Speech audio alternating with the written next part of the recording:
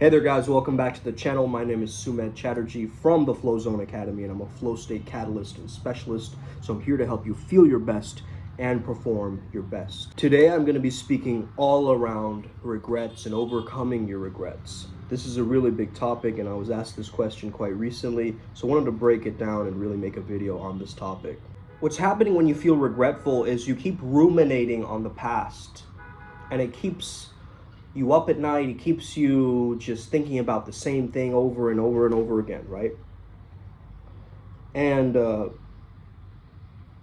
your thoughts go into this place where you're like, why did I do that? What if I had done this different? What if I had done that different?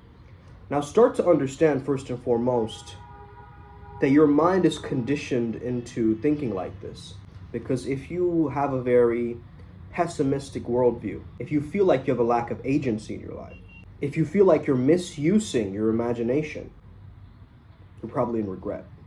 The cool thing about understanding regret is that, hey, you have regret for something that you did in the past when you did something really dumb, stupid, right? And you regret it now. Well, you had that consciousness back then. You see, you had whatever at your disposal that you could do in that time. Your personality becomes your survival strategy, right? And so having some compassion for yourself is really, really key in overcoming regret.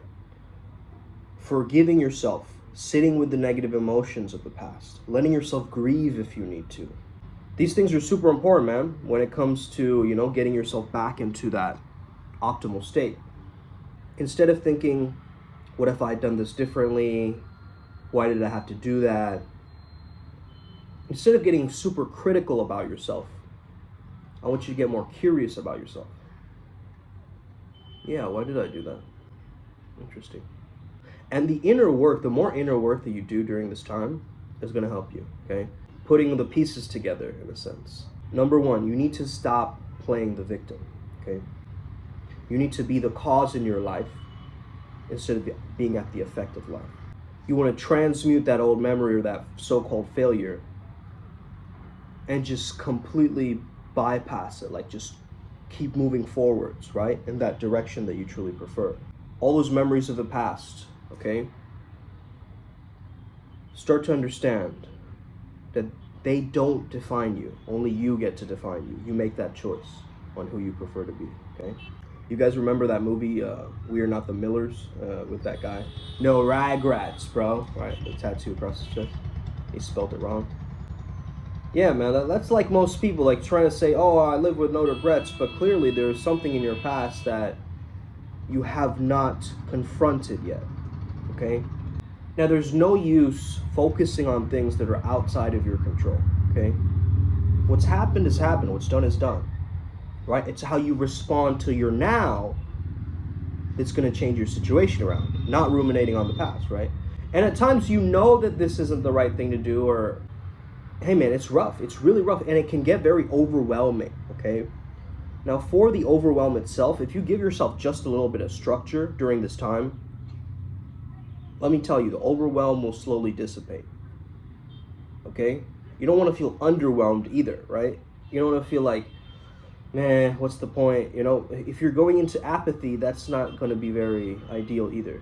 But the anxiety, oftentimes it perpetuates you into the future, thinking that it's always going to be like this and nothing's going to change, right? Whereas you actually have a choice to be that change and be that change bringer. You got to know that you are being a good person, bro. And come back to your values. That's really, really key, okay? Getting back to who you know you are. Go back to your truth. What's the truth?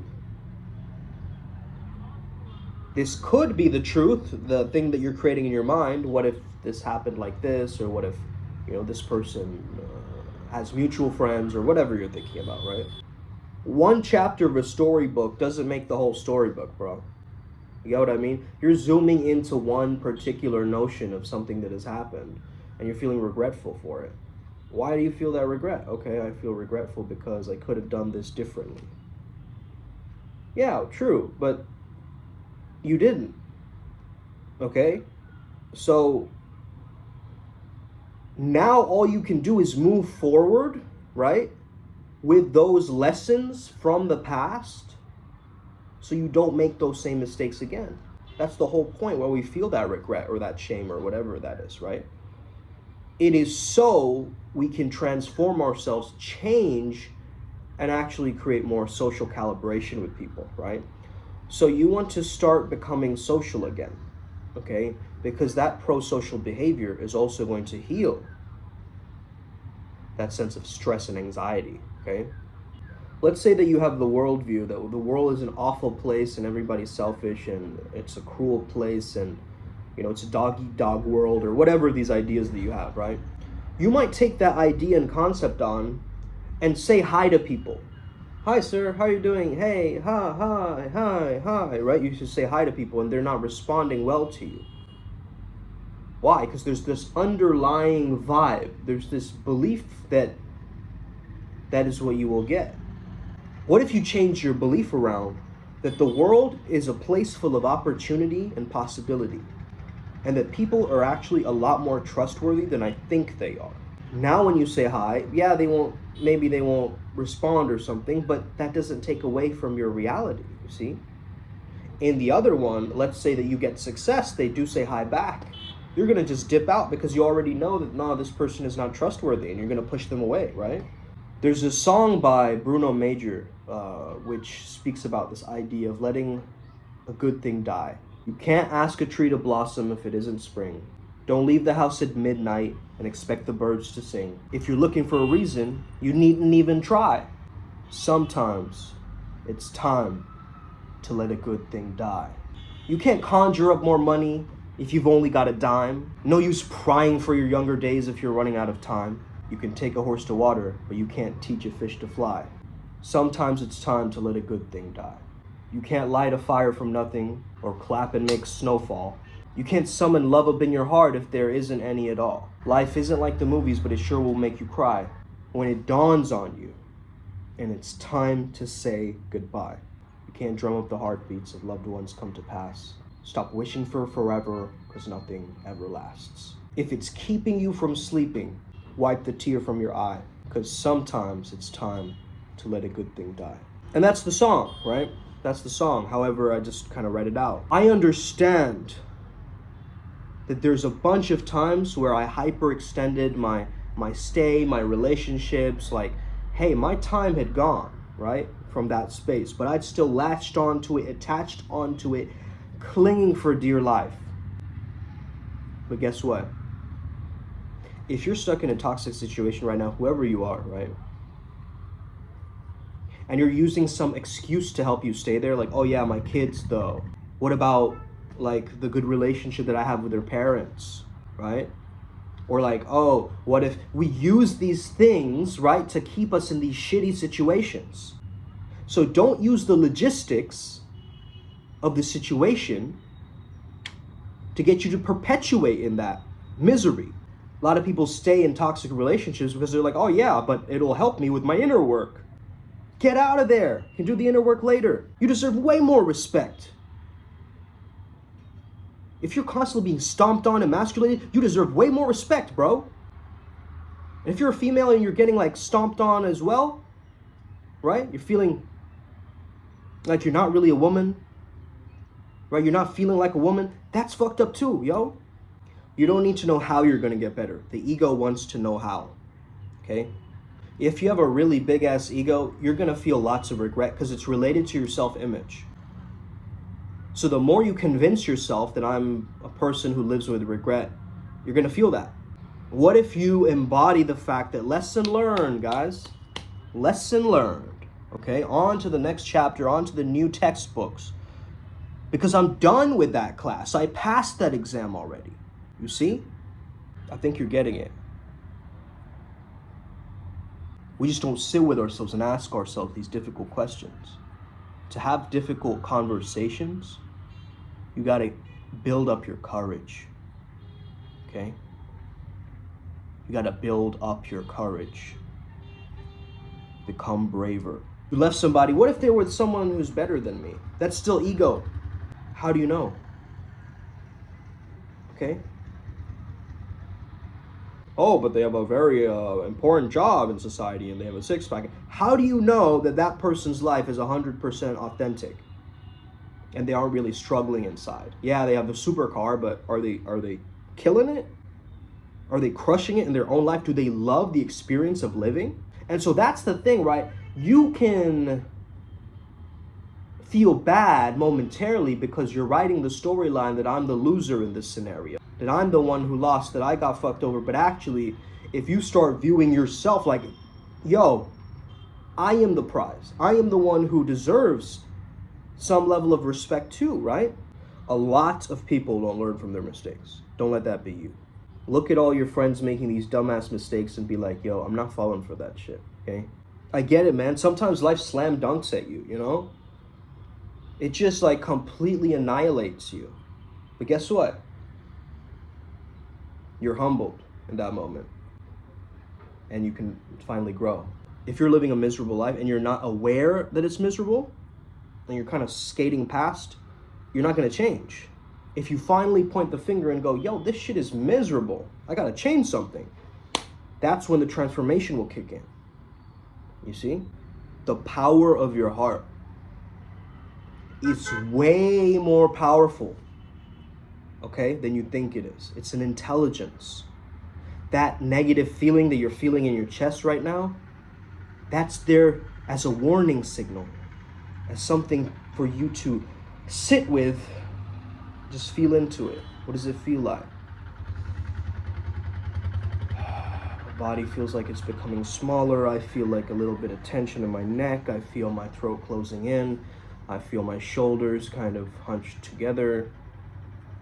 And my shoulders aren't back. I feel, okay, so all of these things that you're experiencing, you're getting really clear. And you're also forgiving yourself for your actions, for your past actions. Okay? You're fully forgiving yourself. Hey man, back then I didn't know any better. I was younger, okay? Bro, seriously, as a man though, right? As a man, you might be in your 20s watching or whatever. I'm almost 30, right? I understand once I reach 30, that's where my life begins, bro. That's not when it ends. I'm not looking at a midlife crisis. I'm looking at midlife ascension, bro. You see? But that's my mentality. It all starts in the mind. It's all in a state of mind, as my mentor AZD said, you know? So you got to get back to your mindset. What is your mindset around these things? If you're asking yourself, why did I do that? Why did I do that? What good is it for you to point fingers and figure out why you did that? Well, I had an incident once when I was younger, right? I slapped one of my best friends, and it wasn't really on purpose. He'd really gotten on my nerves, and he was like stealing my hat, I remember. And then in that moment, you know, one of my friends whispered, like, just take his hat, whatever. There's a lot of people in the back of this, we call it like a songtai, okay? So it's like a Jeep or whatever. And I remember, I was saying, the next time you try to take my hat, I'm going to slap you. I gave him a warning, and he didn't listen, right? He took my hat again. I slapped him across the face, okay? In front of everybody, so they're looking at me. I know I shouldn't have done that, okay? But that moment was important for me. You know why? Because I've never experienced that feeling like no one's going to fuck with me. That enough is enough. I'm not just a silly, funny guy, bro. Okay? And that was important of a calibration to make at that time. It sucks, man. I didn't want to do that, okay? I regret that. He's one of my best friends. It's embarrassing for him, too, you know? Just taking my hat. It's not a big offense, right? But in my mind, I'd created this storyline that made me want to do it. And I recognized that later, and I reflected on it. And I was like, you know what? That was an important part in my movie scene, right? In my life.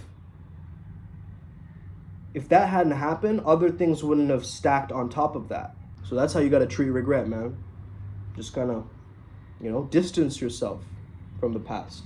You see things of your past, and a lot of people, you know, what they do is they mix their present with their past. And they're still living with those past remnants and memories and trying to hold on to it, right? Like a memento or something. Hey, that's meaningful to you, and if it gives you strength, and if you can optimize that and make yourself feel like you're a useful member of society by channeling their energy through you and you going about living your life, you know, the way that you know best, by all means do that. But that silly event in 3rd grade that happened way back when, whatever, bro, I was hella young. What am I gonna know then? that child doesn't deserve criticism and being like, why did I have to do that? Why did you do that, little version of me or younger version of me? They're like, I don't know, man. Why don't you love me, bro? Right? That's what they're thinking. So you actually deserve that tenderness and that love for your younger self. You know, the strongest, toughest people that I know on this planet Earth, they're the ones that have gone through the most shit, okay? I'm sure they have lots of regrets, but they don't latch on to it, okay? If you latch onto it in your memory, then it becomes a spiritual attachment. You see? Because you keep replaying it over and over again, proving to yourself that you know, how it relates to your own identity and ego. Again, I told you, it's a self-image thing. So if you think that, oh, I'm a bad person, you're going to stay in that regret. What if you understood that, hey, no, I wasn't really a bad person, but the circumstances of that situation and the stress and the other factors and the logistics, yeah, they made me feel that way and do some stupid ass shit that I don't want to do again. So can you learn from your mistake? If you're staying in a kind of a loop and you're just in that regret, you gotta cut that spinning wheel. You gotta pop that, you know, tire in a sense of that spinning wheel. After a bad, shitty event in the past, there's some damage control, okay? There's some conversating, and hey, man, whatever situation that you find yourself in, whether you stay in that relationship, you leave, or let's say you leave that old job and you move to a new one, or you're unemployed for a little bit. Whatever choices that you make, just know that I have utmost compassion for that. Why?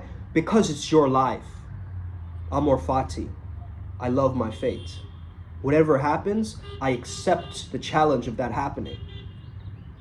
I'm going to be the walking autocorrect for humanity. I'm not going to be in effect to the world all the time and be so reactive. One of the greatest superpowers you can give yourself is the ability to calm your nervous system down using your own breath, okay? Just ground yourself into the present moment again. The past does not define you. You define the past. Let's get it. Upward Spiral Gang. May we never be the same again. Hit that like and subscribe button. If you have flomies that are stuck in regret, send them this video. You already know what to do. Of course, may the flow be with you.